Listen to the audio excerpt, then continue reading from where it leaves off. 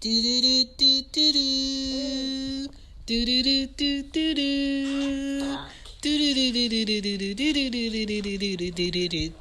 do. What up? This is Shan, and this is Cozy Womb Podcast. This is Ari. Say hi. Hi. Say hi, Anya. Hi. What up?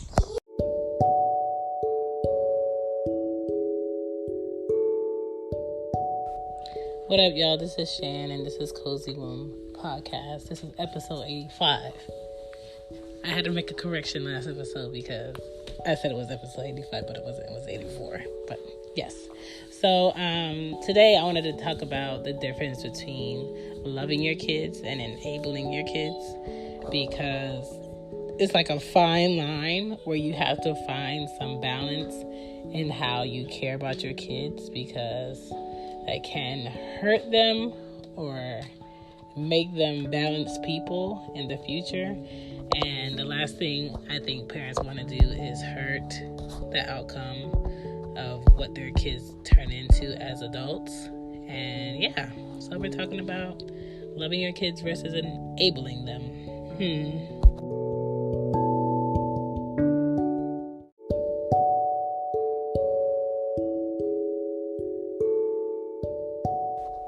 When you love your kids, you provide for your kids because they can't do it for themselves, and you show them and you teach them, and then you step back and you allow them to, express what you've taught. You allow them to show you what they know, and that's a form of love. Sometimes that form of love can be me showing you how to walk, and you're walking, and sometimes you may trip and fall.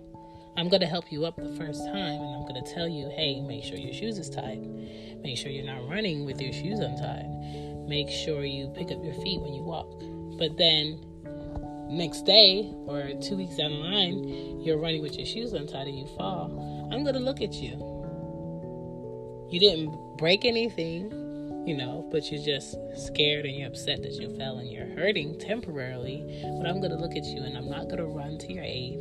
I'm not going to hush you, because I've already told you that if you run with your shoes untied, you're going to fall. And that's what happened. And I think sometimes a lot of parents may run to a child when they're doing something they know they shouldn't be doing, and they get themselves in trouble or they get themselves hurt, and that child doesn't learn their lesson. That child doesn't learn that, hey, you were right, I wasn't supposed to do that because you told me not to do that, but I did it and I hurt myself, and now I have to pick myself up. And a lot of parents miss that learning moment for a child by running to their aid when they were in the wrong.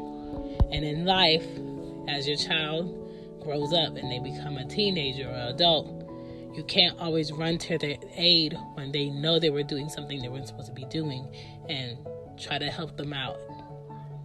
You can't do that every time. Maybe sometimes, but you can't do that every time.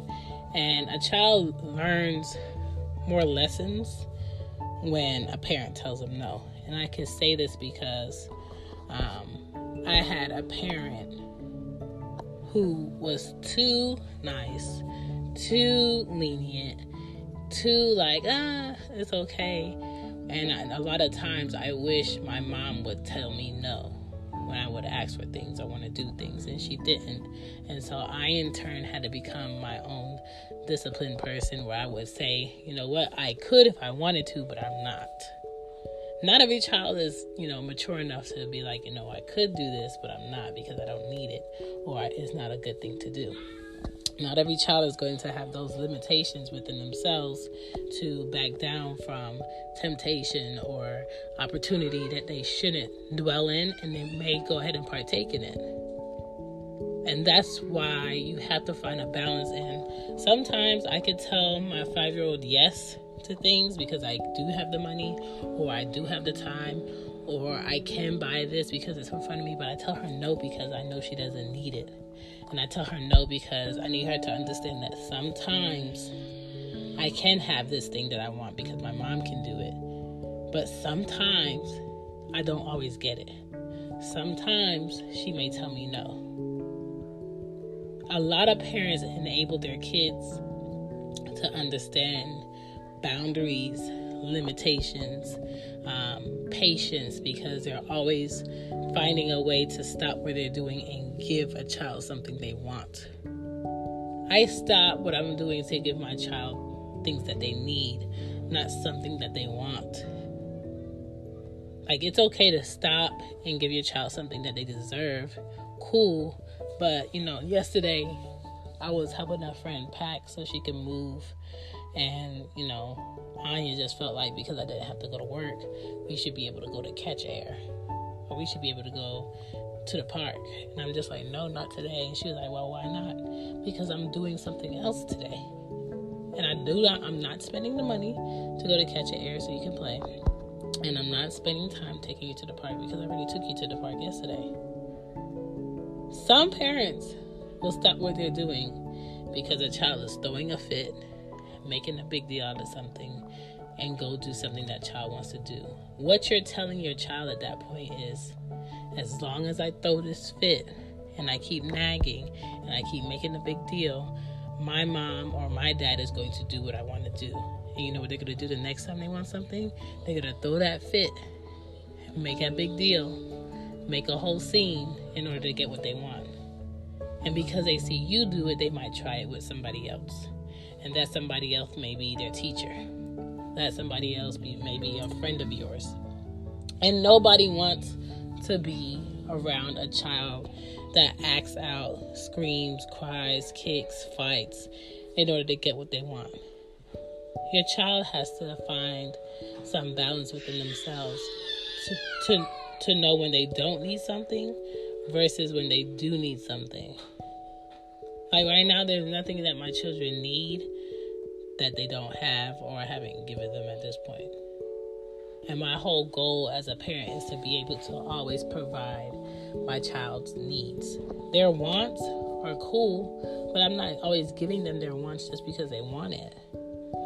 That doesn't make any sense. Like, I will spread myself thin because a child always wants something that they see for a moment, but that doesn't mean they need it. We all have to find balance in what we give to our kids. And I don't want, my daughters growing up feeling like anything I wanted, my mom gave it to me. Because to be honest, your kids aren't always deserving. I don't care what you say. Your kids are not always deserving for their wants that they're asking for. And a lot of parents feel like just because they grew up and their parents couldn't give them the things that they wanted, that they have to completely bombard their kids with all these things that they want. Well, I want my kids to understand the importance of getting something they really wanted over a long period of time. I want them to understand that a lot of work and a lot of time went into having what I have right now, and I'm going to respect it. I'm going to make sure I know where it is when I want to play with it. I'm going to make sure I don't break it. I'm going to make sure that, I treat it with respect. And when you get a lot of things and expensive things that, if they break, cost a lot of money to fix or replace, if your child is always getting, they're not going to care when that thing breaks. They're not going to care when it has to be replaced. You're going to care because that's money out of your pocket. That's time out of your day. But they're not going to care because you're always replacing that old want with a new want. And it's really easy. All they have to do is cry for it or yell for it or nag for it. Or be rude and get it. I don't reward my kids when they're rude. I don't. If Anya ever says to me, "Where's my juice?" I'd be like, "Hey, that's rude, and now I'm not getting you any juice, and you just be thirsty." Whereas if she says, "Mom, may I please have some juice?" I'm like, "Sure, give me a second." And I'll go get her the juice. But they know the right way to ask for things. They know the right way to do things. They just try to do it in a wrong way to see what that wrong way is going to get them. And you should never reward your child doing something that they know how to do better with good things.